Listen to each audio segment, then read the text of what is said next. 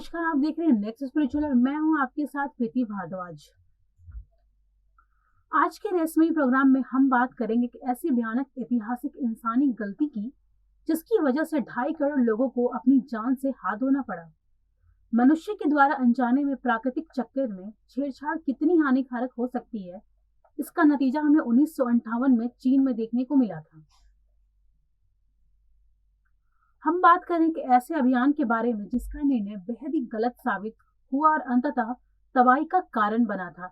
इस अभियान का नाम था द ग्रेट स्पैरो कैंपेन, जिसे मुख्य रूप से 4 किट अभियान के नाम से जाना जाता है।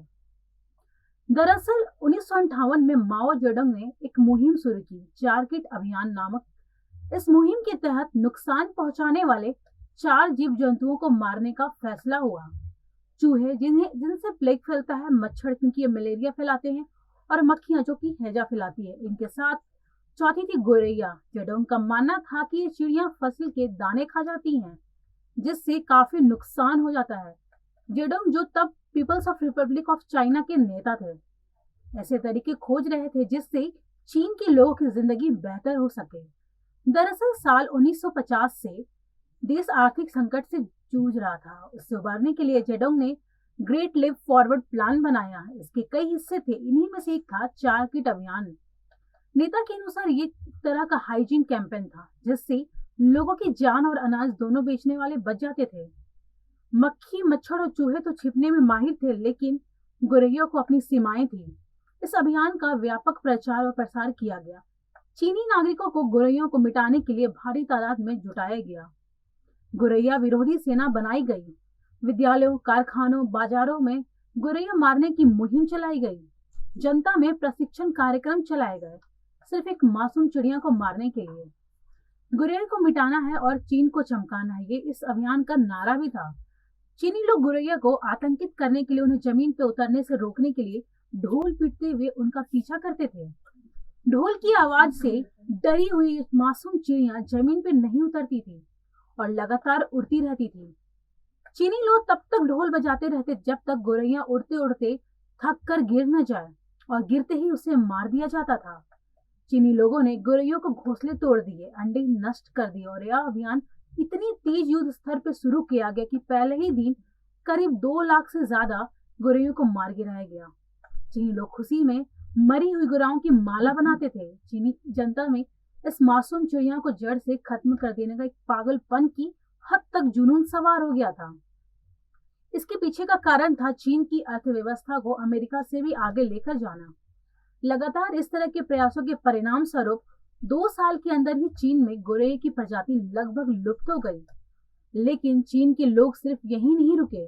अभियान के इस पागलपन में लोगों ने गोरैया के अलावा अन्य पंछियों को भी निशाना बनाना शुरू कर दिया, जिससे पूरे चीन में लगभग सभी पक्षियों की प्रजाति लुप्त होने की कगार पे आ खड़ी हुई।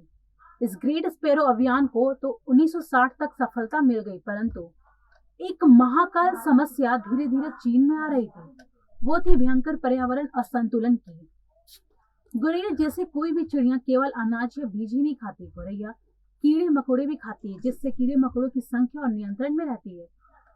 क्योंकि अब उन कीड़े मकोड़ों की आने वाली चिड़ियों को चीनी लोगों ने मार डाला था, तब ऐसे में सभी कीड़े मकोड़ों, छोटे कीटों की आबादी एक ऐसा उफान सा आया जो संभालने का नाम ही नहीं ले रहा था। सबसे ज्यादा बढ़ोतरी हुई टिड्डियों की संख्या में। पूरे चीन में टिड्डी दल की संख्या अप्रत्याशित रूप से बढ़ गई।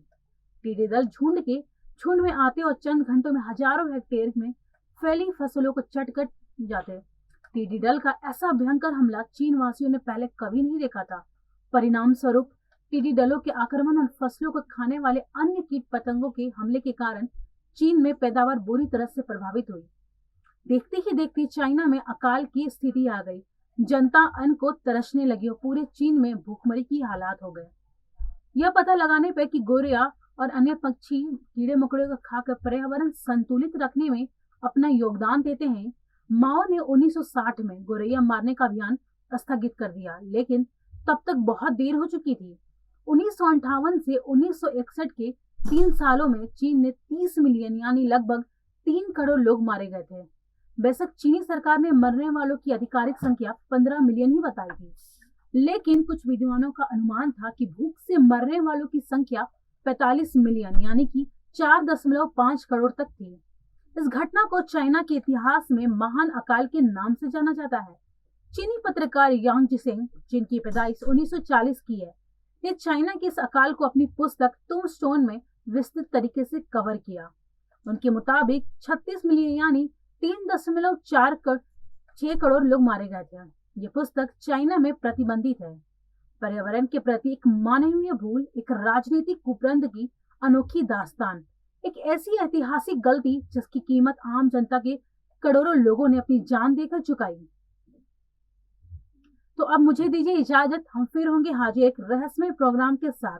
तब तक के लिए आप देखते रहिए नेक्स्ट स्पिरिचुअल। नमस्कार।